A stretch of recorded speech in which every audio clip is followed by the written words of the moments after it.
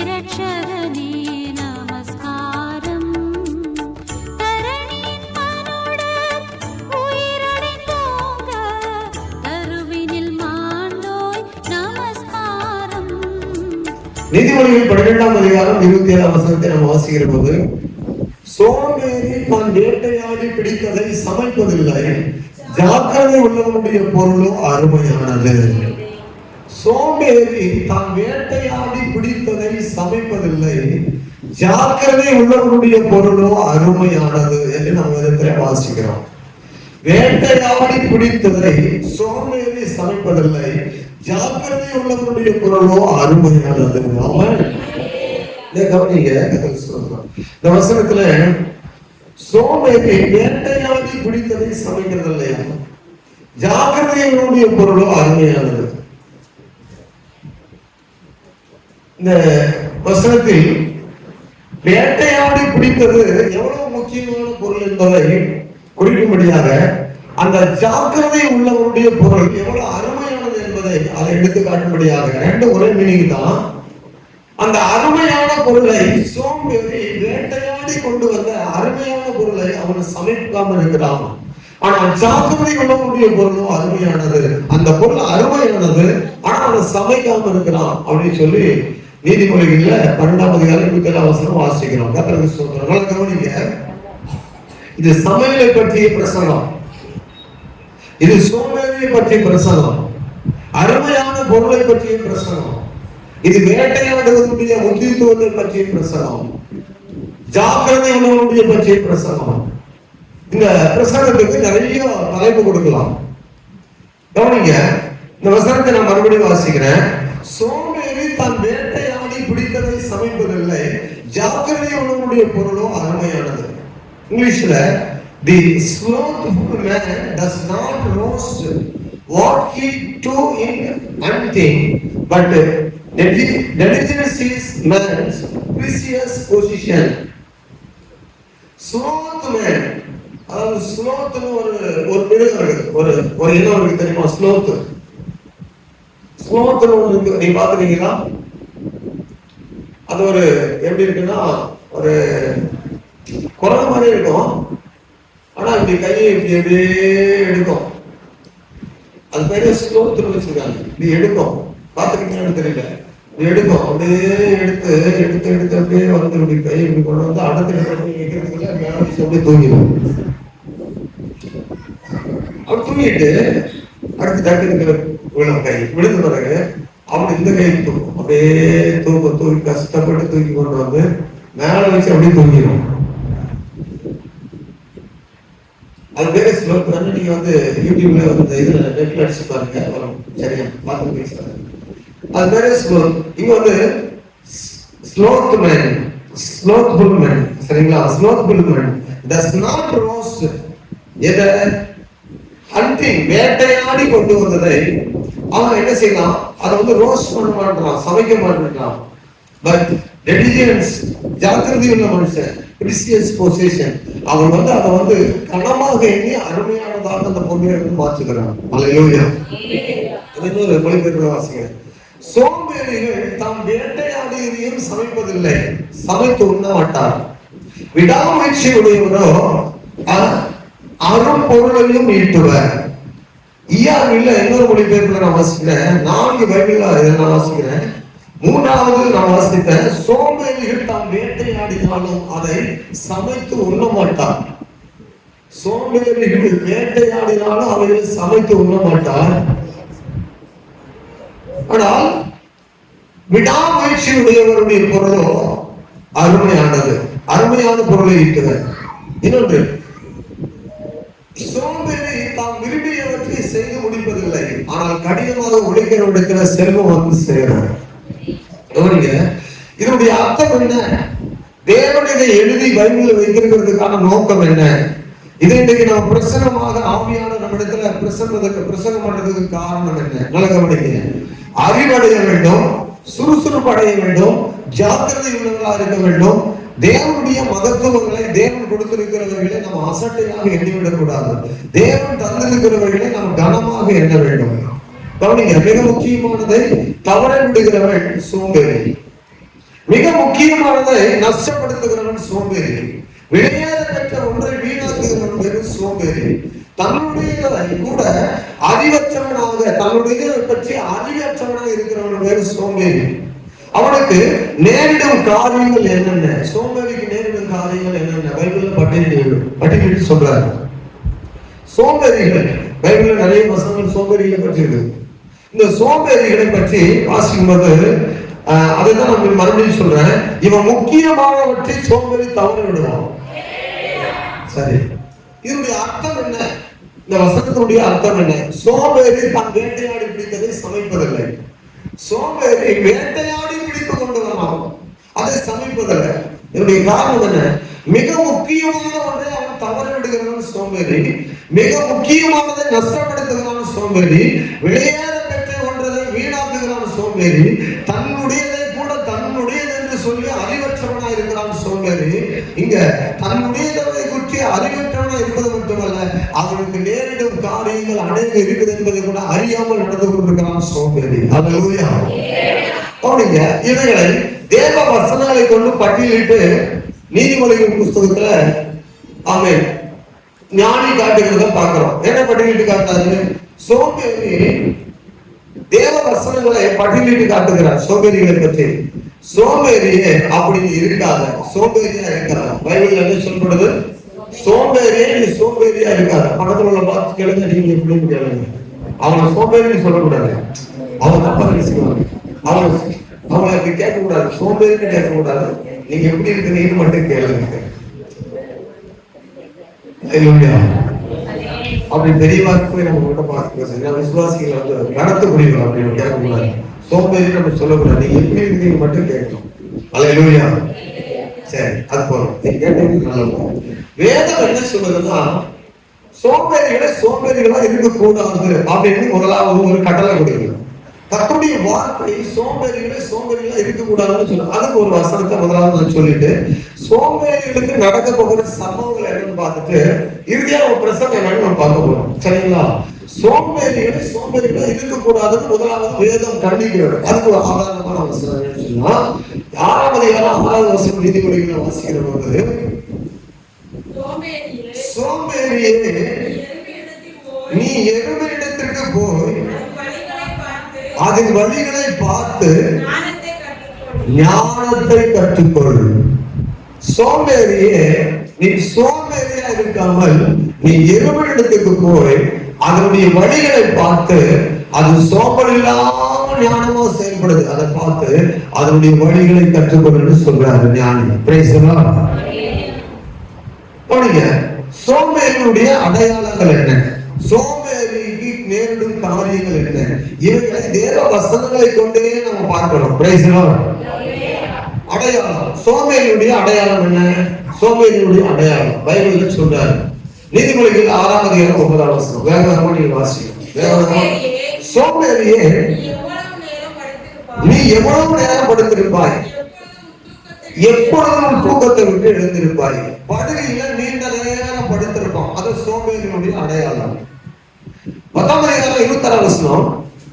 நீதிமொழிகள் 10:26.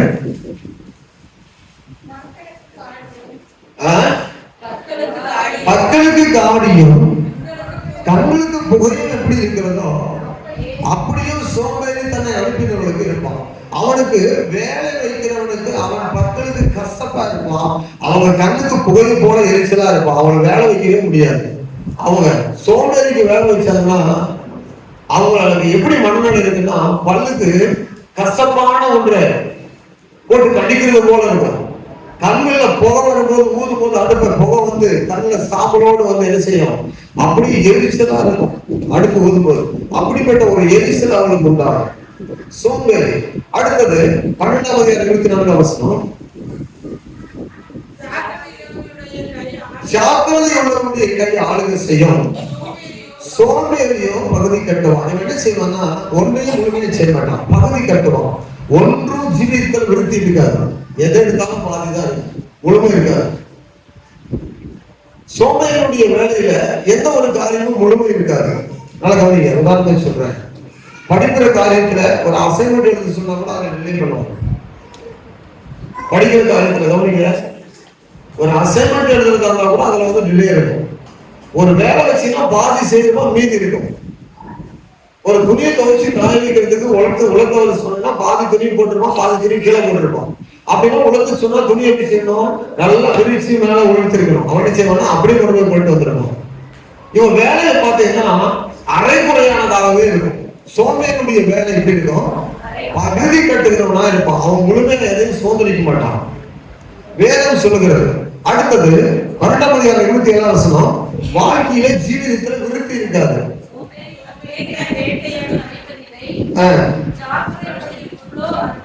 அருமையானதை அசட்டை பண்ணுவோம். அருமையான பொருள் வேட்டையாடி கொண்டு வந்ததை பற்றி நம்ம பார்க்க போறோம். வேட்டையாடி கொண்டு வந்தது சாதாரணமானது ஒன்று கிடையாது. எவ்வளவு விளையாடப்பட்டது, எவ்வளவு அருமையானது, அதை அசட்டை பண்ணுவோம்.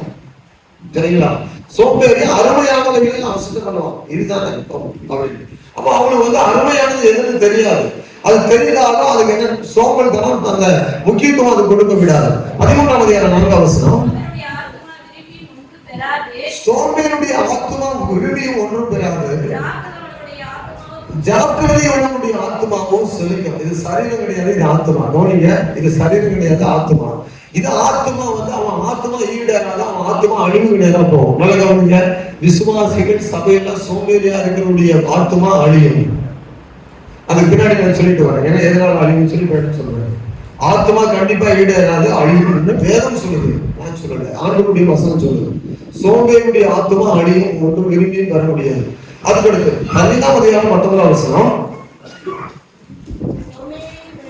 சோம்பேறியின் வழி முழு வேலைக்கு சமானம், நீதிமானுடைய வழியோ ராஜபாதை. எல்லா இடத்திலும் வெட்கம் துன்பம் அடைவோம். சோம்பேறி வந்து வெட்கமும் துன்பம் எல்லா இடத்திலும் அடைவோம். அவனை கூப்பிட்டு பாராட்டத்தக்க வார்த்தையை சொல்லக்கூடியவங்க முன்னால அவங்க ஆசிரியர்களோ அவங்க டீச்சர்ஸ் வார்த்தையார், அதாவது அவங்க பெற்றோர்களோ அவங்க பெற்றோர்களுக்கு கடன் உண்டாகும்படியாக ஒரு காரியத்தை சோம்பேறியை செய்ய மாட்டாங்க. கவனிங்க, அது எல்லா இடத்திலும் வெட்கமும் துன்பமும் அடைவாங்க. அப்படிதான் இருக்கும் சோம்பேறித்தனம். அதனாலதான் வேதம் முதல்ல சொல்கிறது, சோம்பேறி விட்டு முதலாவது எழுந்துரு. சோம்பேறித்தனம் என்பது உங்க தனிப்பட்ட வாழ்வுக்கு மட்டுமல்ல, ஆவிக்குரிய ஜீவித்துக்கு மட்டுமல்ல, குடும்பத்துக்கு மட்டுமல்ல, நீ இருக்கிற இடத்துல எங்குமே அது துன்பத்தை உனக்கு விளைவிக்கும். அதுக்கடுத்து 19:24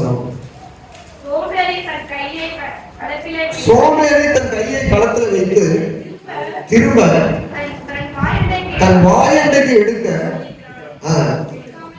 எடுக்காமல் இருக்கிறான். 26:5, 26:15 அதையும் சொல்றது. ஆத்மா மெலிந்து சாவான். அவன் வந்து எப்படி சாவான்னு சொன்னா, ஆத்மா மெலிந்து போனதா ஒரு ஜீவனே இருக்காது, அவன் மெலிந்து போனதா சாவான். அவன் ஏன்னு சொன்னா களத்துல கை வச்சு வாயண்டைக்கு எடுக்க கூட அவனுக்கு சோம்பல். 26:4 வாசிக்கிறோம். சோம்பேறி குடிக்கிறது என்று உணமாட்டான், அறுப்புல பிச்சை கேட்டாலும் அது அவனுக்கு ஒன்றும் கிடையாது. அவன் வேலை செய்ய மாட்டான், பிச்சை கேட்பான். அல்லேலூயா, சத்தமா சொல்லுங்க, சத்தமா சொல்லுங்க. அவன் விவசாயம் பண்ண மாட்டான், விவசாயம் பண்ண இடத்துல போயிட்டு என்ன செய்வான், எனக்கு கொஞ்சம் இரவல் கொடுக்கணும்னு கேட்பான்.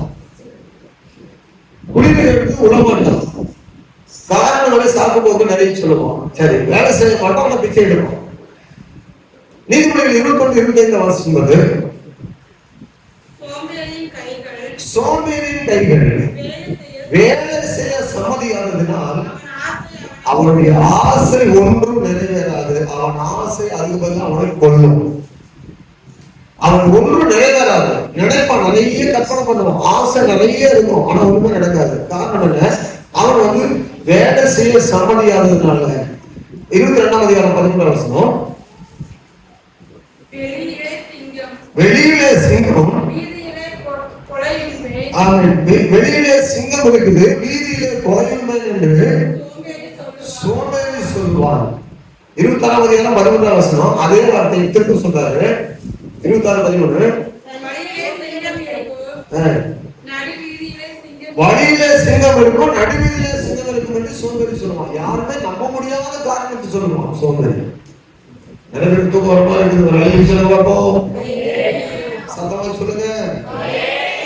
உடனே நான் ஜெபம் பண்ண சொல்லிட்டேன் தெரியுமா, உங்க ஜெபத்தை வைத்து தான் வல்லமை வெளிப்பட போதும்.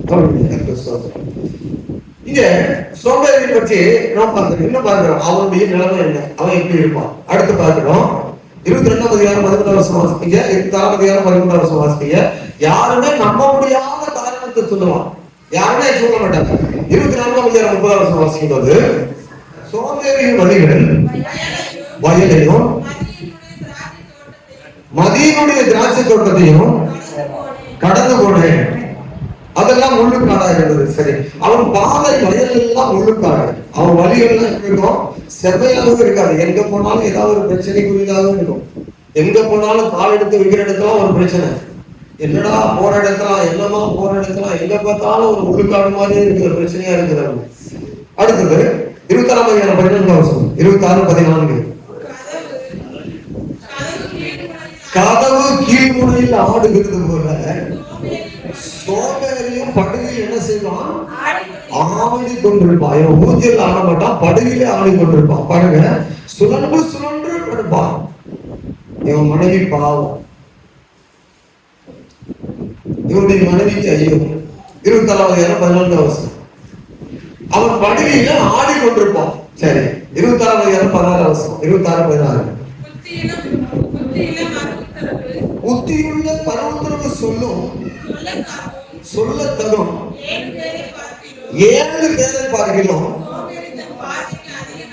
சோம்பேறி 7 பேரை பார்க்கிறோம், புத்திமான்களை பார்க்கிறோம், ஞானவான்களை பார்க்கிறோம். தன் பார்வைக்கு அவங்க 7 பேர் சொல்ற ஞானத்தை விட இந்த மேல பேசுவான். இதுக்கு என்ன சொல்றது, புத்தியுள்ள 7 பேரை விட புத்தி நான் சிறந்தவன் புத்தி இருக்கு தன் நினைச்சிருப்பான். சரி, நியூ டெஸ்ட்மென்ட்ல எதா இருக்குதா, புதிய ஏற்பாட்டுல எதா இருக்குதா சோம்பேறி பற்றி? சோம்பேறி பற்றி புதிய ஏற்பாட்டுல இருக்குதா? தீத்து புஸ்தகம் 1ஆம் அதிகாரம் 12ஆம் வசனம் 1-12. கிரேத்தா தீவார் ஓயா பொய்யர் துஷ்ட மிருகங்கள் பெருமைக்கு சோம்பேறிகள் என்று அவர்களில் ஒருவனாகிய அவர்களில் தீர்க்கதரிசிகளிலே ஒருவன் தீர்க்கதரிசியானவனே சொல்லியிருக்கிறார். கவனிங்க, இந்த தீத்து கிரேத்தா தீவில் உள்ள சபையில் உள்ள மக்களை பற்றி சொல்றாரு. அதுல நிறைய பேர் சோம்பேறிகளா இருக்கிறாங்கப்பா, கவனமா இரு, சோம்பலான மக்கள் இருக்கிறாங்க, நிறைய சபையில் கவனமா இருக்கு. சரி, கிரேத்தா தீவு சபையில மட்டும்தானா? எல்லா சபைகளிலும் இந்த திறமையை பயன்படுத்தாத சோம்பேறிகள் உண்டு என்று ஆண்டவர் இயேசு சொல்லியிருக்கிறார். அதே சுவிசேஷம் 25ஆம் அதிகாரம் 24-30 வசனம் வரைக்கும் வாசிப்போம். மத்தேயு 25-24-30 வசனம் வரைக்கும். ஒரு காலத்தை வாங்கினவன் வந்து, ஆண்டவனே நீ விதைக்காத இடத்துல அறுக்கிறவனும் தெளிக்காத இடத்துல சேர்க்கிறவனுமான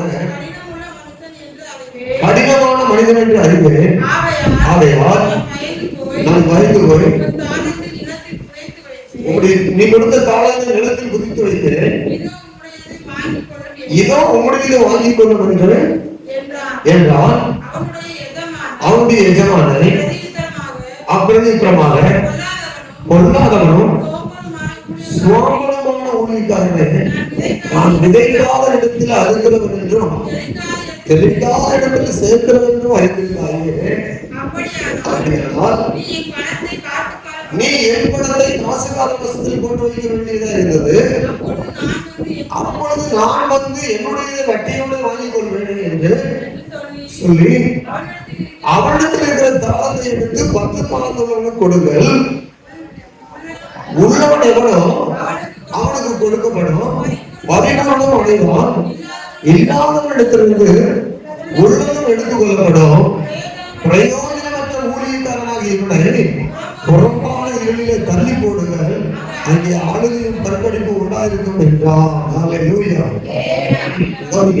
எல்லா சபையிலும் உண்டு. இதை ஆண்டு சொல்றாரு, இந்த திறமைகளை பயன்படுத்தாதவங்க, கொடுக்கப்பட்ட தாளத்தை பயன்படுத்தாதவங்க, சுவிசேஷம் சொல்ல தெரியும் சொல்ல மாட்டாங்க, ஜெபிக்க தெரியும் ஜெபிக்க மாட்டாங்க, ஊழியம் செய்ய தெரியும் செய்ய மாட்டாங்க. ஆலயத்துக்கு வருவதற்கு எல்லாம் இருக்கும், ஆனா ஆலயத்துக்கு வர மாட்டாங்க.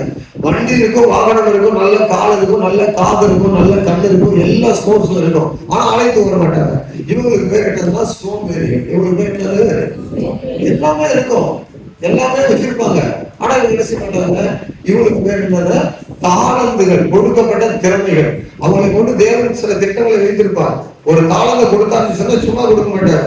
ஒரு தாளந்தை கொடுத்தா கூட ஒரு தாளந்தை வைத்து ஏராளமான காரியங்களை அவங்க செய்ய முடியும். அதுக்கு தாளந்தை கொடுத்திருப்பார். ஆனா அந்த தாளந்தை இதை நான் போய் வைத்தா ஒண்ணுதான் இருக்குது என்ன சொல்லுவாங்கன்னு கொண்டு போய் மூடி வைப்பாங்க. இப்படிப்பட்டவங்களுக்கு பேர ஆண்டவர் இயேசு சொல்றாரு, சோம்பலானவன், இவன் சோம்பேறி ஆனவன், இவனை புறமான இருளிலே போடுன்னு சொன்னாரு. சரி, போறோம். இந்த செய்திக்கு நம்ம என்ன செய்வோம், அதாவது ஒரு தலைப்பாக வேட்டையாடியதை விருதாவாக்குவது. இந்த செய்திக்கு தலைப்பு என்ன சொல்லுவீங்களா? இந்த சோம்பேறி பார்த்துட்டு வந்தோம். இந்த வேட்டையாடியதை விருதாவாக்குவது யாருடைய வேலைன்னா சோம்பேறியினுடையது.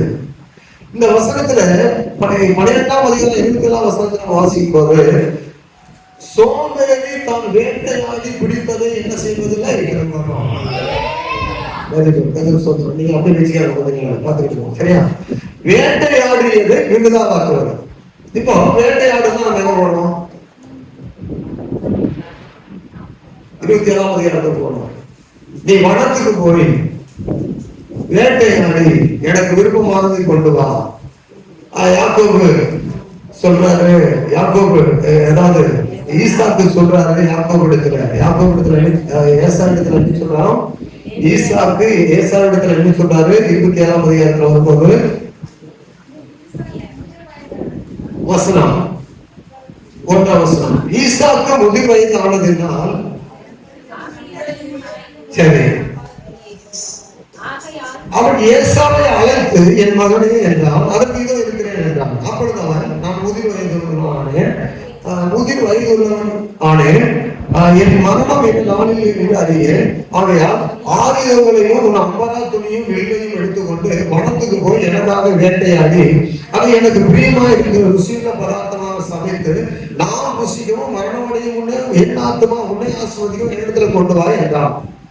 ஏன்னு சொன்னா, இவன் வேட்டையாடி பிடித்து ஏற்கனவே மிருகங்களை கொண்டு வந்து கொடுத்து அதை சாப்பிட்டு அந்த டேஸ்ட்டை கண்டுபிடிச்சவன் யாரும் ஈசாக்கு. நீ வனத்துல உள்ள மிருகங்களை வேட்டையாடி சாப்பிட்டீங்கன்னா அதோட டேஸ்டே வேற வித்தியாசமா இருக்கும். இதுல அவனுக்கு ரொம்ப விருப்பம். வீட்டு விலங்குகள் நிறைய இருக்குது. நிறைய கொடுத்த கன்றுகளுக்கு மந்தியில யாருக்கு, ஈசாக்கு. மந்தியில நிறைய ஆட்டுக்குட்டிகள் இருக்குது, வெள்ளாடு இருக்குது, செம்மறியாடு இருக்குது, கன்றுக்குட்டி இருக்குது, நிறைய கொடுத்த கன்றுகள். ஆனா இது எல்லாம் இல்ல. வனத்துக்கு போ. எப்படி போக, அம்பரா துணியும் வில்லையும் எடுத்துக்கொண்டு போ, நீ வேட்டையாடி பிடித்து கொண்டு வா, அது எனக்கு நீ சமைத்து கொண்டு வந்து கொடுத்தீங்கன்னா நான் சாப்பிட்டு திருப்தியாகி உன்னை நான் ஆசீர்வதிப்பேன் ஏசா இடத்துல சொன்னார். அப்ப வாருங்கள் வனத்துக்கு போவோம். வாருங்கள் எங்கே செல்வோம்? வனத்துக்கு போகணும்னா வில்லு எடுத்துட்டு போனோம், அம்பு எடுத்துட்டு போனோம், கொஞ்சம் தண்ணி கொண்டு போனோம். வெயில்ல போயிட்டு என்ன செய்யணும்னா அங்க ஒன்றும் கூடாரம் எல்லாம் இருக்காது. அலைந்து திரிந்து மிருகங்கள் தங்குகிற இடத்தை கண்டுபிடிக்கணும். மிருகங்கள் தங்குகிற காலத்தை எந்த இடத்துல எந்த காலத்துல தங்குறதுன்னு கண்டுபிடிக்கணும். அதை வேட்டையாடுவதற்கு எந்த நேரத்துல எங்க அது ஒதுங்கி இருக்குன்னு கண்டுபிடிக்கணும். அப்படி போகும்போது கூட அவன் ஜாக்கிரதையா போகணும். அப்படி போயிட்டு அதை வேட்டையாடும்போது கூட தப்பித்துக் கொள்ளாம இருக்கும்படியாக அதை கவனமா வேட்டையாடணும். அப்படி வேட்டையாடும் போது சில மிருகங்கள் சில நேரத்துல அவர்களே தாக்கக்கூடியதா இருக்கும். அந்த நேரத்துல அவங்க எச்சரிக்கையா இருந்து அதை ஒரு பெரிய ஃபைட் பண்ணி அதை என்ன செய்யணும், கொண்டு வரணும். இப்படி வனத்துல ஏராளமான அனுபவங்கள் இருக்கும். வனத்துக்கு போவது என்பது சாதாரணமானதல்ல. வனத்துக்கு போய் அவ்வளோ பிரயாசப்பட்டு அவ்வளோ ட்ரெயின் பண்ணி நீ பைபிளை வாசிப்பீங்கன்னா அந்த வேட்டையாடு என்பதற்கு பைபிள்ல நிறைய பேர் யூஸ் பண்ணியிருக்கிறாங்க. அதில் இந்த வேட்டையாடு என்பதுக்கு ஹண்டிங், ஹண்டிங் யூஸ் பண்ணிருக்காங்க. ஹண்டிங் யூஸ் பண்ணிருக்காங்க. ரெண்டு இடத்துல தான் பயன்படுத்திருக்காங்க. ஆஃப்டர் கேம்ங்கிற வார்த்தை ஒன்னும் 2 இடத்துல. ஆனா கேம் என்கிற வார்த்தை இந்த பைபிள்ல 4 இடத்துல யூஸ் பண்ணிருக்காங்க. வேட்டையாடுவதுக்கு கேம். ஒரு கேம்ல அவங்க போயிட்டு ஒரு சேலஞ்சு ஒரு கட்டி கேம் விளையாடணும். நல்ல கவனிக்க, ஏதோ ஒன்று வைத்து தான் கேம் விளையாடணும். சும்மா கேம் விளையாட முடியாது. வேட்டையாடுவது என்பது சும்மா இலவசமா போய் நின்று எதோ ஒண்ணு தாங்கி கொண்டு வர்றது கிடையாது. அங்க முன்னாடி ஒண்ணு இருக்கு பாத்தீங்களா, அதுக்கு ஈடாக தான் எதையோ ஒன்று வைத்துக் கொண்டுதான் கேம்ல அவங்க இறங்கணும். அப்படின்னா எவ்வளவு அவன் ஸ்ட்ரெயின் பண்ணி, எவ்வளவு முயற்சி பண்ணி, எவ்வளவு தியாகம் பண்ணி, எவ்வளவு குறிப்பறிந்து, எவ்வளவு அலைந்து, எவ்வளவு அந்த பிரயாசப்பட்டு அந்த வேட்டையாடுகிற வேலையில அவன் ஈடுபடணும்னு சொல்லி அவன் கண்டிப்பா வேட்டையாடணும்னு தெரியும். அப்ப இவ்வளவு பிரயாசப்பட்டு கஷ்டப்பட்டு வனத்துல அலைந்து திரிந்து வெயில்ல தண்ணி இருக்காது, கொண்டு போற தண்ணி தீர்ந்து போகும், தேடுகிற பொருள் கிடைக்காது, ஒரு மிருகமும் கிடைக்காது.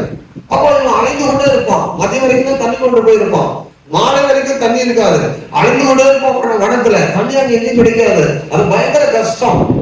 வெயில் அலைச்சல் ஒரு பக்கம், தண்ணி தான் ஒரு பக்கம், முள்ளு கிழிப்பு ஒரு பக்கத்துல, காடு இல்ல வனத்துல, ஒரு பக்கத்துல எரிச்சலா இருக்கும். அவனுக்கு நிறைய பிரச்சனை இருக்கு வனத்துக்கு போகிறவனுக்கு, வேட்டையாடுறவனுக்கு. ஆனா இந்த சோம்பேறிகள் பாருங்க, வேட்டையெல்லாம் ஆடிட்டு வேணும், அவ்வளோ பேசப்பட்டு வேட்டையெல்லாம் ஆடிட்டு வேணும், ஆனா கொண்டு வந்து வீட்டுல அதை சமைக்க மாட்டாங்க. அப்போ வேட்டையாடுறதுக்கு இவ்வளோ வேலை செய்யணுங்க, இத்தனை பண்ணணுங்க, இதை கொண்டு வந்து இப்படி வீணா நம்ம போட்டுருக்கோம். இது எவ்வளவு அரும்பொருள், இப்படி எவ்வளவு விளையாட பெற்ற ஒரு பொருள், எவ்வளவு பிரயாசத்துக்கு நடுவில் கொண்டு வந்திருக்கிறேன் என்பதை கூட அவன் யோசிக்க மாட்டான். சோம்பேறி கொண்டு வந்து போட்டு சமைக்காம தூங்கிடுவான். சோம்பேறி வேட்டையாடி பிடித்து கொண்டு வந்ததை சமைப்பதில்லை. ஆமா, ஜாக்கிரதையுடைய பொருளும் அருமையானது. ஆனா இந்த அருமையான இந்த பொருள் தான் மேலே சொல்லப்படுது. வேட்டையாடி கொண்டு வந்தா அருமையான பொருள், ரெண்டும் ஒரே மீனிங் தான். ஆனா இந்த அருமையான பொருளை பற்றி அருமை தெரியாம தூங்குறாங்க. வேட்டையாடி கொண்டு வரக்கூடிய பொருளுடைய மேன்மை தெரியலையே. ஈசாக்கு எவ்வளவுதான் இருந்தாலும் பாத்துங்க, வனத்துக்கு போகணும்னு சொன்னோம், அவன் எங்க டேஸ்ட்டுன்னு பாத்துக்கிடுங்க. ஆனா இதனுடைய அருமை கொஞ்சம் அல்லங்க, அதனுடைய பிரயாசம் கொஞ்சம் கிடையாது, அதுக்கு விளைச்சலையும் கொஞ்சம் கிடையாது, அதுக்கான அலைச்சல் கொஞ்சம் கிடையாது, அது ஏராளமா பிரயாசப்பட்டது. சரி, இதெல்லாம் வைத்து என்னையே நம்ம சொல்ல வரீங்க, என்ன பார்க்க போகிறோம் அப்படின்னா, வேட்டையாடியதை விருதாவாக்குவது என்பது வனத்துக்கு போய் வேட்டையாடின அருமையும் அதனுடைய அதாவது செயல்களையும் அறிந்த ஒருவன் இப்படி எல்லாவற்றையும் அறிந்து கூட கொண்டு வந்து சமைப்பாக இருக்கிறான்னு சொன்னா அவருடைய சோம்பேறித்தனம் எவ்வளவு கொடுமையானது என்பதை நாம் புரிந்து கொள்ளணும். சோம்பேறித்தனம் என்பது ஒரு மனிதனுடைய வாழ்க்கையில ரொம்ப கொடுமையானது. கொல்லும் கொடிய பாவங்களை பற்றி நிறைய பேர் எழுதியிருக்கிறாங்க பரிசுத்தவான்கள். முதல் நூற்றாண்டுல வாழ்ந்த யூத சரித்திர ஆசிரியர், யூத சரித்திர மகான்கள் நிறைய பேர் எழுதியிருக்கிறாங்க. கொல்லும் கொடிய பாவங்கள் 7. நீங்க பிரசனத்தில் கேட்டிருப்பீங்க, கொல்லும் கொடிய பாவங்கள் 7. இந்த அடிப்படையில இருந்துதான், இந்த 7 பாவத்தில் இருந்துதான் மற்ற எல்லா பாவங்களுமே விளைந்து வரும். நல்லா புரிந்துக்கோங்க, கொல்லும் கொடிய பாவங்கள் 7. அந்த 7 பாவங்கள் இருந்துதான் உற்பத்தியாகி வரதான் மற்ற பாவங்கள் எல்லாம் உற்பத்தியாகி கொள்ளுகிறதா மாறும். அந்த 7ல கடைசி பாவம் சோம்பேறித்தனம், சோம்பல். உங்களுக்கு ஏன் ஆண்டு இவ்வளவு முக்கியத்துவப்படுத்துறாங்க? ஒரு மனிதனையே கொன்று அழிக்கக்கூடிய பாவங்களிலே ஒன்று இது. பயங்கர கொடூரமான ஒரு பாவம், கொன்று அழிக்கக்கூடிய பாவம். இதனுடைய முக்கியத்துவம் நிறைய பேர் அறியாம விளையாட்டுத்தனமா இருக்கிறாங்க. சோம்பல் அப்புறம் பார்த்துக்கிடுவோம், அது வேண்டாம் இது வேண்டாம் அந்த அப்படி நிறைய நீங்க பார்க்கணும். அப்படி இருக்கக்கூடாது. வேட்டையாடி பிடித்ததையே விருதாமாக்குவது என்பது சோம்பேறித்தனமான ஒரு காரியம். அப்ப இந்த சோம்பேறித்தனத்துக்கு எவ்வளவு வல்லமை இருக்குன்னு பாருங்க. அப்போ இங்க என்ன பார்க்கிறோம், வேட்டையாடி பிடித்ததையும் சமைக்க முடியாத அளவுக்கு சோம்பேறி ஆனது அந்த மனிதனை மோசம் போக்குகிறது என்பதை பார்க்கிறோம். வனத்துக்கு போயிட்டு வேட்டையாடி கொண்டு வந்த அருமையை தெரிந்து கொண்டு அந்த மனிதன் சமைத்திருக்க வேண்டும். ஆனா சமைக்காமல் என்ன செய்தான்? சோதரம் அப்படியே போட்டு விட்டான். 3 காரியங்களை நான் சொல்லி செஞ்சுட்டு போகிறேன். சோம்பேறி விருதாவாக்குற 3 காரியம். நிறைய காரியங்கள் விருதாவாக்குறான், முக்கியமான 3 காரியம். என்னென்ன காரியங்கள் விருதாவாக்குறான் சோம்பேறி அப்படின்னா, அவனுக்கு சமைக்க சோம்பல். நம்ம முதல்ல வாசிச்சோம் இல்லையா? ஆனா வாரத்துக்கு 4 நாள்னா அங்க கண்டுபிடிச்சிடலாம், அந்த நபர் எப்படிப்பட்ட நபரா இருப்பான்னு கண்டுபிடிச்சிடலாம். வாரத்துக்கு 4 நாள்னா அவங்கள கண்டுபிடிச்சிடலாம். இவங்களுக்கு வந்து சோம்பேறித்தனம் சமைக்கிறதுல. முதலாவது பார்க்கிறோம் 12ஆம் அதிகாரம் 27ஆம் வசனத்தில், சோம்பேறி தன் வேட்டையாடி பிடிப்பதை சமைப்பதில்லை, ஜாக்கிரதையுடைய பொருளோ அருமையானது. வேட்டையாடி பிடித்ததை முதலாவது சமைக்க சோம்பல். அவனுக்கு சமைப்பதற்கு சோம்பல், சமைக்க மாட்டான். 2வது இதே நீதிமொழி பகுதியில 26ஆம் அதிகாரம் 15ஆம் வசனம், 26ஆம் அதிகாரம் 15ஆம் வசனம்,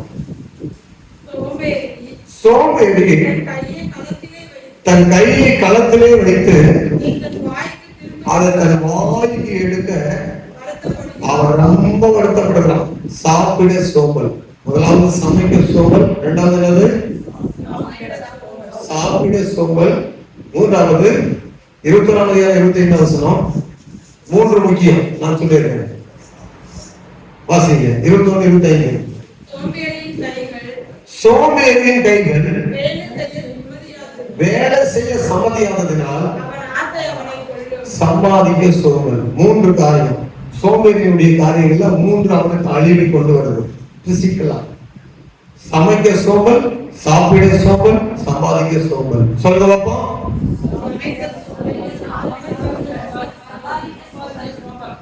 அதே மாதிரி சொல்றாங்க. இப்பதான் சொன்னேன், சமைக்க சோம்பல், சாப்பிட சோம்பல், சம்பாதிக்க சோம்பல். பைபிள் சொல்லுகிறது, வேதம் சொல்லுகிறது, கர்த்தருடைய வசனம் சொல்லுகிறது, ஆண்டவர் சொல்லுகிறார். என்ன சொல்றாரு? சமைக்க சோம்பல், சாப்பிட சோம்பல், சம்பாதிக்க சோம்பல். அப்போ பைபிள் ஆண்டவருடைய வசனம் சொல்லுகிறது.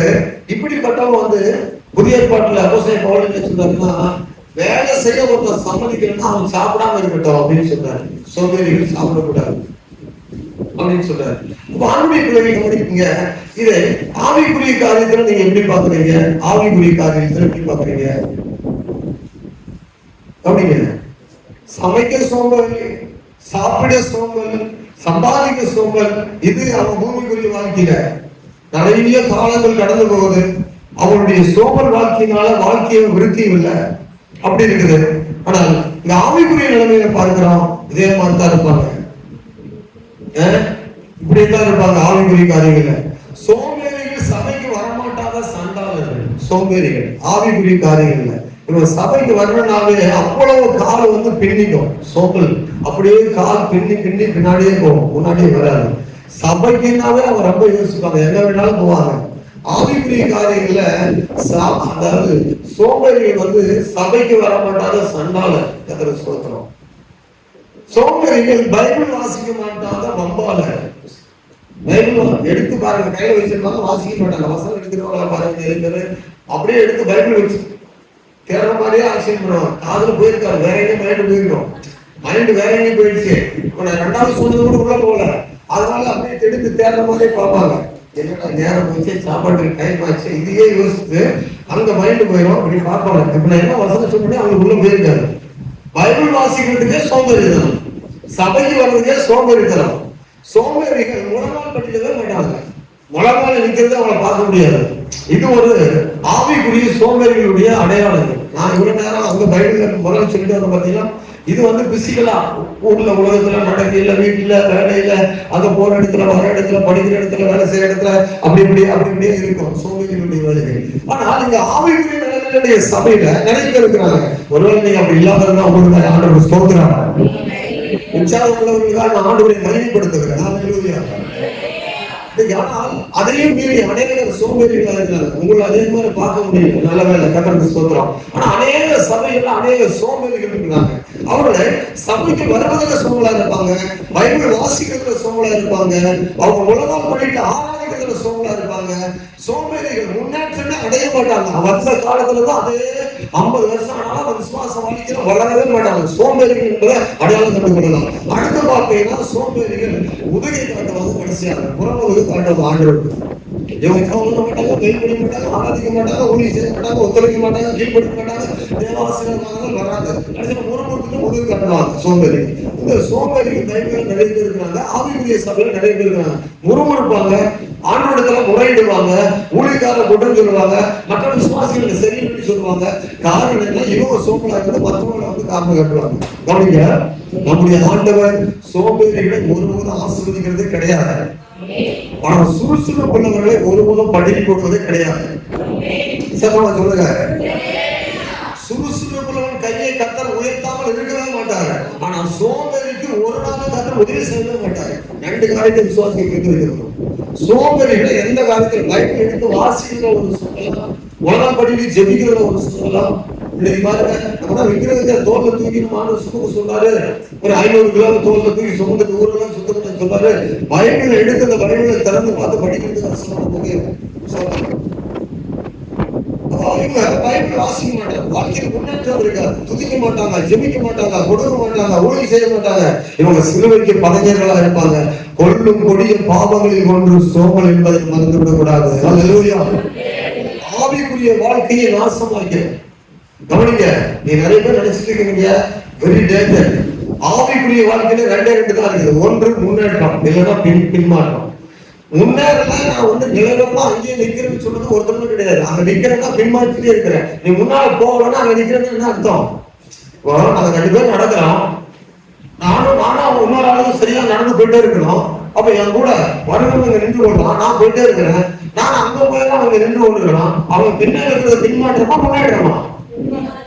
ஆனா அவன் நினைக்கிறான் நான் நின்று கொண்டுதான் இருக்கிற ஆவிக்குரிய காரியத்துல வளர்ச்சி தான் இல்லை, ஆனா நின்று கொண்டு இருக்கிறேன். அப்படி கிடையாது. வளர்ச்சி அங்க போயிருக்கணும், அங்க போகணும்னு நீ பின்மாட்டம் போயிட்டே இருக்கிறது. ஆவிக்குரிய காரியத்துல வளராத ஒரு தேவன் பயன்படுத்துவது ரொம்ப கஷ்டம். பாடுவதற்கு கற்றுக்கொள்ளல, ஆராதிப்பதற்கு கற்றுக்கொள்ளல, ஜெபிப்பதற்கு கற்றுக்கொள்ளல. காரணங்கள் நிறைய சொல்லுவாங்க. சோம்பேறி 7 நபர்களை விட பிரதானமா பேச பழகிருப்பாங்க. அவங்க பண்ணட்டும். ஏய் உனக்கு என்ன வேலை? அவங்க பண்ண பாட்டு பண்ணா அவங்க பாடட்டும், பிரசங்கம் பண்ணா அவங்க பண்ணட்டும், ஊழியத்துக்கு பண்ணா அவங்க போகட்டும், ஜெபம் பண்ணா அவங்க பண்ணட்டும், உலகம் போடுனா சரி நான் பண்ணல அவங்க உலகம் போடட்டும், சமையல் ஒரு வேலை செய்ய அதெல்லாம் அவங்க பார்க்கட்டும். அப்ப நம்ம இருக்கிறது அப்ப சோம்பேறித்தனம் என்பது ஒன்றையும் செய்யவிடாது. ஆண்டவருக்காக சேவை செய்தால் கர்த்தர் நம்மை கனம் பண்ணுவார். ஒருவன் இந்த ஊழிய செய்வானால் பிதாவானவரை சர்ச்சில் ஒரு சேர் எடுத்து பின்னாடி நீட்டா போட்டீங்கன்னா அது கூட கத்தருக்கு ஒரு பணி விடும். ஒரு பாய் எடுத்து அப்படியே ஒரு ஒதுக்குப்புறமா வச்சீங்கன்னா அது கூட ஒரு பணி விடும். இங்க பார்த்ததெல்லாம் சரியில்லை, எல்லாத்தையும் எடுத்து பின்னால பார்த்துட்டு இந்த முன்னாடி செட்டிங்கே சரியில்லை அப்படின்னு நீங்க அந்த வேலை செய்வீங்கன்னா இது ஒரு கத்தரை கனம் பண்றீங்க. ஆண்டவர் உங்களை ஆஸ்வதிக்கிறார். அப்படி நான் வேட்டையாடி பிடித்ததை சமைக்க மாட்டாதவர்களாக நம்ம இராதபடி அவன் கத்தரை ஏற்படுத்தி வைத்திருக்கிற மகா பெரிய பந்தியை நம்ம புசிக்க தகாதவர்களாய் போகாதபடி. நிறைய பேர் ஆவிக்குரிய காரியங்களை புசிக்கிறது இல்லை. கொண்டு வந்து அப்பம் இருக்கும், ரசம் இருக்கும், போறாங்க வீட்டுக்கு துணிகரமா. இவ்வளவு என்ன சொல்லுவீங்க? நீங்க சொல்லுங்க, என்ன சொல்லுவீங்க? மகாணங்களை சொல்லுவீங்களா, சோம்பேறி சொல்லுவீங்களா?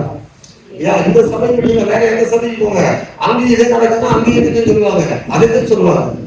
எந்த சபையில போனாலும் எந்த இடத்துல இருந்தாலும் இந்த சோம்பல் உள்ளவங்க சாப்பிட மாட்டாங்க, சமைக்க மாட்டாங்க, சம்மதிக்க மாட்டாங்க. நிறைய வருங்க. இப்படி பேசினா எப்படி வரும்? இப்படி பேசினா எப்படி அலேக்கிய வரும்? இவங்க 3 காரியம் செய்ய மாட்டாங்க. ஆவிக்குரிய காரியத்துல செய்ய மாட்டாங்க. என்னது? சமைக்க மாட்டாங்க, சாப்பிட மாட்டாங்க, அப்படி மாதிரி சொல்லுங்க. சம்பாதிக்க மாட்டாங்க, சமைக்க மாட்டாங்க, சாப்பிட மாட்டாங்க. இவங்க மெலிந்து ஆவிக்குரிய ஜீவித்தல சொல்றோம். மெலிந்து உள்ள உயிர் ஊசல் அடிச்சிடும். ஜீவன் இப்ப போறதா எப்படா போறதுன்னு சொல்லி ஊசல் அடி செய்யும், போராடிட்டு. நம்முடைய வாழ்க்கையில கவனிங்க, கொள்ளும் கொடிய பாவங்களை கொண்டு என்பதை சோம்பல் என்பதை மறந்து விடாதபடி வேட்டையாடி பிடித்தவரை விருதமாக்குகிற ஒரு ஆத்மாவாக, வேட்டையாடி பிடித்த அருமையான ஒன்றை புரிந்து கொள்ளாத ஒரு ஆத்மாவாக, தேவன் சாத்தானுக்கு முன்னால ஒரு பெரிய சவாலாக சிலுவையில் உங்களுக்காக எனக்காக மகா பெரிய பந்தி ஏற்படுத்தி வைத்திருக்கிறார். ஆமா, அவர் சும்மா ஒண்ணு சமாளிக்கிறார். இன்னைக்கு ரட்சிப்பு என்பது வேட்டையான தெரியாம இருக்கிறாங்க. ரட்சிப்புனா எவ்வளவு பாக்கியமானது, எவ்வளவு வேகமா பெற்றுக்கொள்ளணும், அது எவ்வளவு அருமையானது, அதை பிடித்துக் கொள்ளணும். நிறைய பேர் ரட்சிப்புனா அது பிறகு பகலாட்டமா இருக்கிறாங்க. இயேசு சிலுவையில சமாளித்து வைத்திருக்கிற ரட்சிப்பு என்பது தேவன் மகா பெரிய ஒரு வேட்டைக்கு பெரிய ஒரு யுத்தம் பண்ணி, பெரிய ஒரு தியாகத்துல, பெரிய ஒரு சிலுவை போராட்டத்துல நமக்காக கல்வாரியில ரட்சிப்பை ஏற்படுத்தி வைத்திருக்கிறார். அதை சீக்கிரமா சோதரிக்கணும். அதை பெற்றுக்கொண்டு அந்த ரட்சிப்பை பெற்றுக்கொண்டு அதுக்கு பந்தியில உட்கார்ந்து சாப்பிடுகிற மக்களாய் மாறணும், திருவிருது எடுக்கிற மக்களாய் மாறணும். ஆவிக்குரிய வாழ்க்கையை நீங்க பிரகாசம் உள்ளதாய் மாற்றணும். அப்படிப்பட்ட ஒரு மகிமையான காலத்துல நம்ம வந்திருக்கோம். நீ காலம் செல்லாது. காலங்கள் ரொம்ப கொடிய காலங்கள். இனி காலம் செல்லாது. கொடிய காலத்துக்குள் வந்திருக்கிறோம். இருக்கிற வாழ்க்கையை மகிமையாய் மாற்றிக்கொள்ள, இருக்கிற வாழ்க்கையை பிரயோஜனமாய் மாற்றிக்கொள்ள, உங்களுடைய வாழ்க்கையில நீங்க ஸ்திரமுள்ளவர்களா இருக்க வேத புஸ்தகத்தை அதிகமாய் படிக்கணும். அல்லேலூயா. நீங்கள் ஆவிக்குரிய காரியங்களை பிரகாசிக்கிறவங்களா மாறணும். நீங்க சாதாரணமானவங்களா உங்களை கர்த்தர் அழைக்கணும். தினமும் என்ன படிக்கணும்? புக்கு படிக்கலாம். நீ தினமும் பைபிள் படிக்கவே உங்களுக்கு வசதி இல்லைன்னா, தினமும் இது படிக்கவே ஒரு யோகியத்தை இல்லைன்னா, ஒரு நாளைக்கு பைபிள் திறந்து பார்க்கவே தகுதி இல்லைன்னா, ஆவிக்குரிய காரியங்களை உங்களை எங்க வைப்பாரு ஆண்டவர் யோசித்து பாருங்க. உங்களையும் என்னை நானும் சேர்த்துக்கிறேன். காலங்களை சாப்பிடக்கூடிய சொல்லிருந்தா நாம எங்க நிற்போம்? இந்த வேதம் என்பதை கவனிங்க, பைபிள் இல்லாம வக்கீல் போனா சட்டம் தெரியணும், பரலோகத்துக்கு போனா கொஞ்சம் பைபிள் படிக்கணும் அப்படின்னு சொல்லுங்க. படிக்க தெரியாம ஓகே, பிரசங்கம் பண்ணா அவங்க கேட்டுக்கிடுவாங்க, சோத்திரம். பைபிள் படிக்க தெரியல அவங்களுக்கு பிரசங்கம் நல்லா கேட்பாங்க, அவங்க சோத்திரம் பண்ணிக்கிடுவாங்க. அப்ப அவனுடைய பிள்ளைகள் எவ்வளவு வேதாகமத்துல ஆண்டு கொடுத்திருக்கிறாரு. இந்த நான் அடிக்கடி யோசிப்பேன், உங்களுடைய நல்லவங்களை நேசிக்கக்கூடிய ஒரு தாய் மறித்து போகிறதுக்கு முன்பதாக உங்களுக்கு ஒரு நல்ல ஆலோசனை கொடுக்கறதுக்கு ஒரு லெட்டர் எழுதி கொடுப்பாங்கன்னா அதை எப்படி பார்ப்பீங்க? அதை விட மேலான ஒரு கடிதமா இதுக்காக நம்ம கொடுத்துருக்கலாம். உங்களை நேசிக்கக்கூடிய ஒரு சகோதரன் உங்களை விட்டு இனி பார்க்கவே மாட்டான், பிரிந்து போகிறேன், அப்ப நம்ம ஒரு கடிதம் உனக்கு எழுதி கொடுக்குறேன் அப்படின்னு சொல்லி கொடுத்தான்னா அந்த கடிதத்தை எவ்வளவு பத்திரமா வைத்து எத்தனை பேர் பிரித்து பார்க்க படிப்பீங்க? ஆண்டவர் எவ்வளவு அருமையான வேதத்தை கொடுத்திருக்கிறாரு. அதெல்லாம் மனிதனுடைய அழியும், ஆனா அழியாத ஒன்றுதான் அந்த வேத புத்தகம். அற்பமா என்றாங்க, நிறைய வேதத்தை ரொம்ப அற்பமா என்றாங்க, வேதத்தை போதிக்கிற நேரத்தை அற்பமா என்றாங்க, கேட்கறதுக்கு மக்களுக்கு செவி இல்லை. கவனிங்க, ஆண்டவர் சொல்றாரு, எச்சரிக்கிறார் சபைய, கர்த்தருடைய பிள்ளைகளை, காலங்கள் ரொம்ப கொடியான காலங்கள், உங்களுக்கு கிடைக்கிற நேரங்கள் முக்கியமான நேரங்கள், உலகத்துல கொடுக்கறதை விட கர்த்தருடைய பாதத்தில் அதிகமான நேரங்கள் கொடுங்க. சோம்பல் இருக்க வேண்டாம். தினமும் பைபிள் படிக்காம நீங்க தயவு செய்து என்ன செய்யக்கூடாது, ஒருத்தர் கூட இருக்க கூடாது. பைபிள் கேட்டா கண்டிப்பா படிக்கணும். அல்லேலூயா. கொஞ்சம் கொடிய பாவங்கள் ஒன்று சோம்பல் ஆவிக்குரிய வாழ்க்கையை மோசமாக்கிவிடும். கொடிய பாவம் நம்ம கவனமா இருக்கணும். கொஞ்சம் கொடிய பாவங்கள் 7 என்னன்னா நீங்க சொல்ல பார்க்கும்போது தெரியுமா, நான் 2 புத்தகத்தில் எழுதியிருக்கிறேன். 2 புத்தகத்தில் எழுதிய கொஞ்சம் கொடிய பாவங்கள்: pride, greed, anger, jealousy, lust, gluttony, laziness. பெருமை, பேராசை, கோபம், பொறாமை, காமம், பெருந்தினி, சோம்பல். இதுதான் இதுல கடைசியா வந்து நிற்கிறது சோம்பல். இதனால என்ன ஒண்ணும் இல்லையா அப்படின்னு இது ஃபுல்லா ஸ்பாயில் பண்ணுற வாழ்க்கையை கவனமா கொஞ்சம் சோம்பலா இருந்தான். அவங்க ஏற்கனவே சொல்லியிருக்கிறேன், ஒரு வண்டியில 35 லிட்டர் ஆயில் பிடிக்கும் கம்ப்ரஸர்ல. நான் தான் இப்போ ஒர்க் பண்ணிட்டு இருக்கிறேன், கூட 10 பேருங்க இருக்கிறாங்க. அதை நான் தான் அவங்களுக்கு கடைசியா வந்து செக் பண்ணுவேன். அதை ஆயில் பார்த்துட்டு எல்லாம் சர்வீஸ் பண்ணிட்டு ஃபில்டர் எல்லாமே பண்ணிட்டு எல்லா வேலையும் முடிச்சுட்டு பிறகு ஃபைனலா நான் தான் எல்லாத்தையும் செக் பண்ணுவேன். அன்னைக்கு செக் பண்ணதே ஆயில் ஊற்றுவிடா எடுத்து விட்டுவிடா நம்ம வேலை செய்யலாம்னு சொல்லிட்டு நான் போய் படுத்து தூங்கிட்டேன். 12 மணிக்கு ஒரு ஆளு அண்ணா இன்ஜின்ல போகிறதுன்னு சொல்லி ஓடி வரான். அண்ணா அண்ணா அண்ணா அண்ணா அண்ணா ஒரே கத்துக்கிட்டு உள்ள முன்னாடி நான் 12 படுத்து தூங்கிட்டு இருக்கிறேன் வண்டியில. 12 மணிக்கும் 12:30 மணிக்கும் புகையா வருது, பெரிய புகை, ஏரியா முழுவதும் புகையா இருக்கு. என்னன்னு பார்த்தா கீழே அந்த இன்ஜின் ஆயில் கூட ஒரு சின்ன நட்டு, அதை நான் லாஸ்ட்ல நான் தான் டைட் பண்ணுவேன், நான் தான் செக் பண்ணுவேன். அதை நான் செக் பண்ணல, இன்னைக்கு நீங்களே பழகணும்னு சொல்லிவிட்டேன்.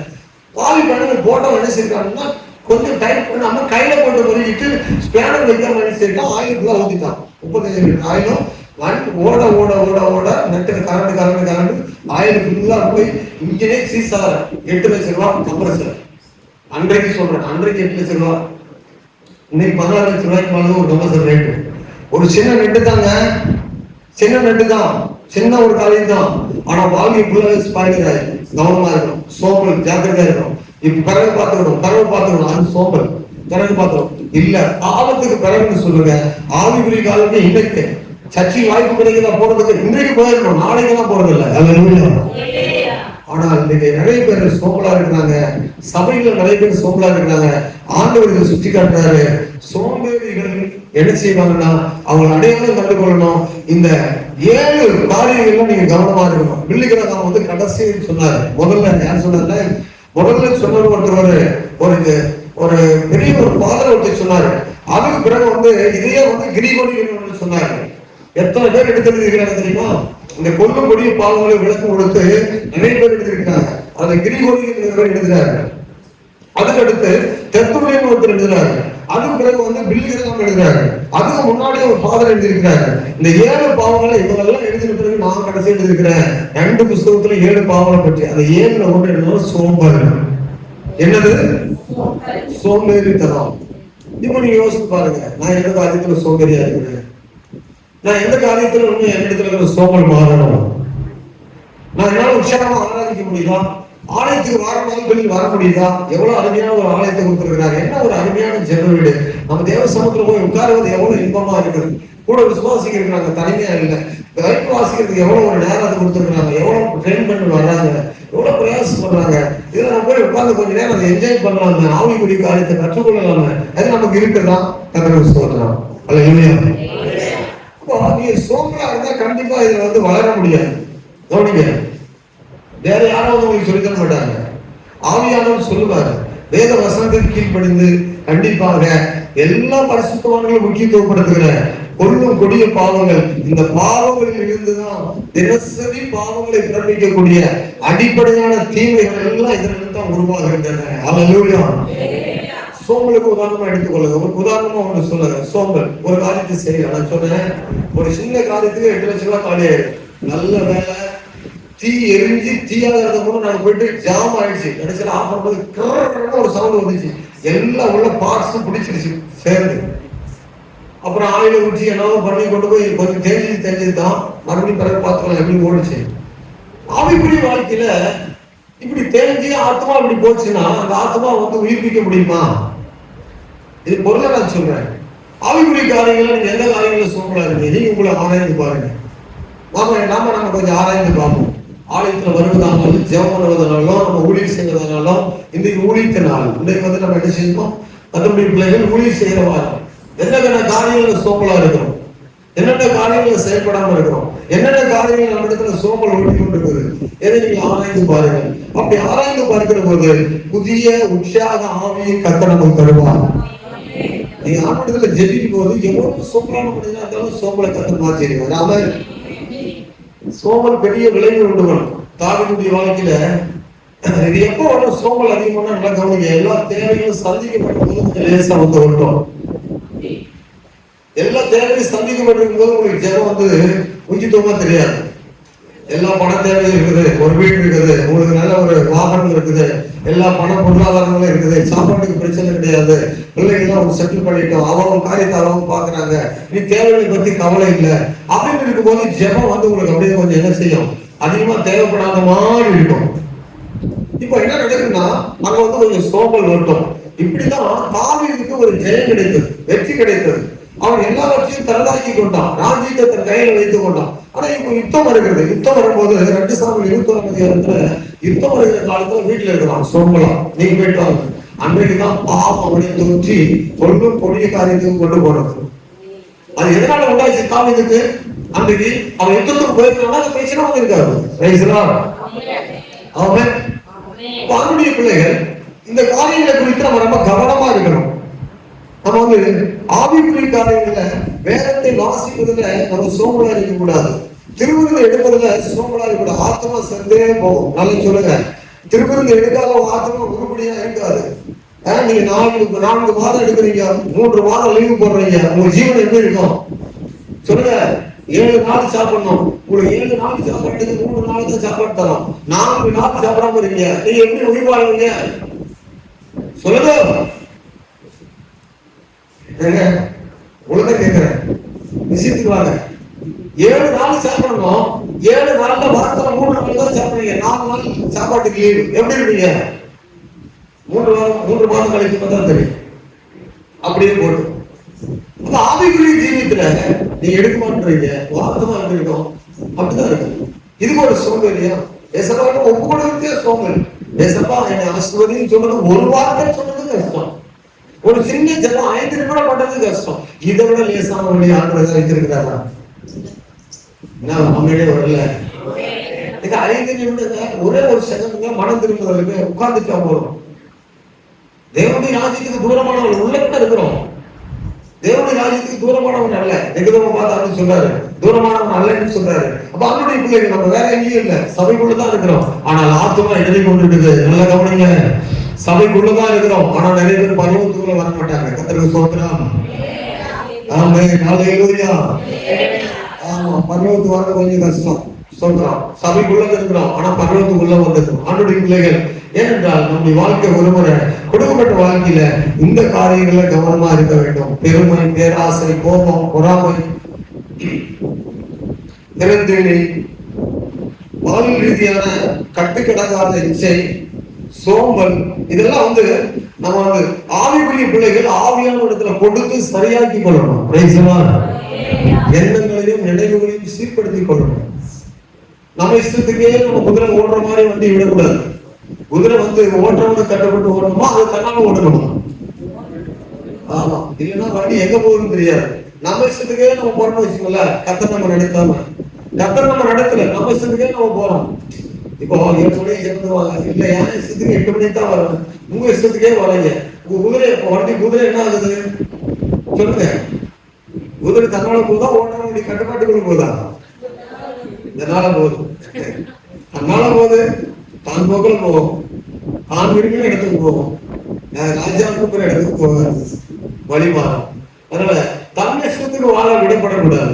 தன் இஷ்டத்துக்கு விடப்பட்டவங்க தாய்க்கும் தகப்பனுக்கும் என்ன கொண்டு வருவாங்க? அவமானத்தை கொண்டு வருவாங்க. தன் இஷ்டத்துக்கு விடப்பட்ட பிள்ளை தகப்பனுக்கும் தாய்க்குமா, தாய்க்கு தகவல் வருவாங்க. தாய்க்கு தான் முதல்ல கரிசி கொண்டு வருவாங்க.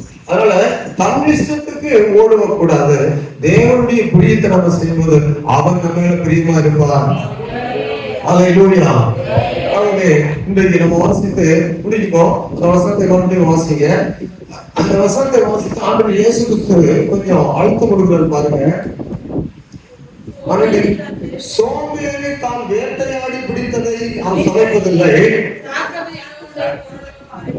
அவங்க வாலிப காலத்துல நல்ல வாலிபமா இருக்கிறவங்க நல்லா செயல்படுவாங்க, சுறுசுறுப்பா இல்லையா? வயதுக்கு ஏற்ற மாதிரி நல்லா ஊழியத்துல ஆக்டிவா இருங்க, நல்ல உற்சாகத்தை காட்டுங்க, வயதுக்கு ஏற்ற மாதிரி திறமைகளை வெளிப்படுத்துங்க. நீங்க வந்து இந்த அதாவது அச்சப்படுவதோ பயப்படுவதோ வெட்கப்படுவதோ கூடாது. ஆண்டவரிடத்துல உங்களை அர்ப்பணிங்க. கர்த்தர் உங்களை கொண்டு மகத்தான கிரியைகளை கர்த்தர் செய்வார். ஆமென். இதை பற்றி இது எல்லா சபைகளுக்குள்ள இருக்கும். இதை பற்றி ஆண்டவர் சொல்றார். இயேசு கிறிஸ்து வருது மத்திய சுவிசேஷம் 2:8 இதுல வந்து இந்த சோம்பேறித்தனம் என்ன செய்யணும்? ஒரு தாளந்து இது தானே. உங்களை சுற்றிலும் நிறைய ஆத்மாக்களை கர்த்தர் கொடுத்திருக்காரு. உலகவனிங்க, உங்களை சுற்றிலும் நிறைய ஆத்மாக்கள், ஆனா நீங்க சத்தியத்தை விவரித்தே சொல்லி இருக்க மாட்டீங்க. அப்ப சத்தியத்தை விவரித்து சொல்லக்கூடிய அளவு நீங்க நல்லா ட்ரெயின் பண்ணப்பட்டிருப்பீங்க.